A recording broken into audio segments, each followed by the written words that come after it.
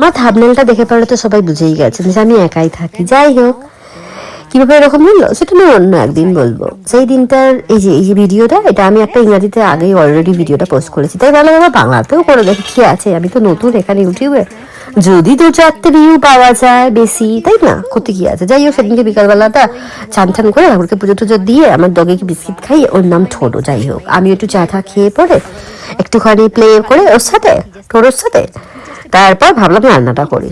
একাই থাকি আর দোকায় থাকি, রান্না বান্না তো করতেই হবে, না করলে আর কে খাওয়াবে বলুন।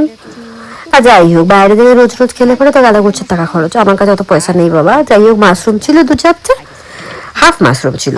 মাশরুমটাকে ভালো করে রান্না করলাম, ভালো করে মানে ওই কি বলবো, কাজু মাজু দিয়ে বেটে বুটে যেমন ভাবে হোক রান্না করলাম। ঘরে পাচা কুচো ধনে পাতা ছিল, ওটাও একটু দিয়ে পরে গার্নিশ করে নিলাম।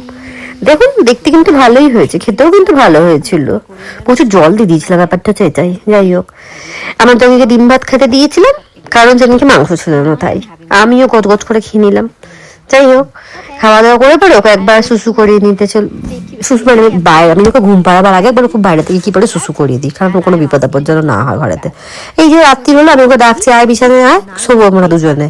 ও ভাবছে রাত্রি 12টা বাজছে, মায়ের সাথে আবার খেলবো। আমি আর শরীরে জোর থাকে তখন, আমি বলছি আয়, আমি ওকে লিটারালি পুজো করছি, আয় বাবা আয় ঘুমা।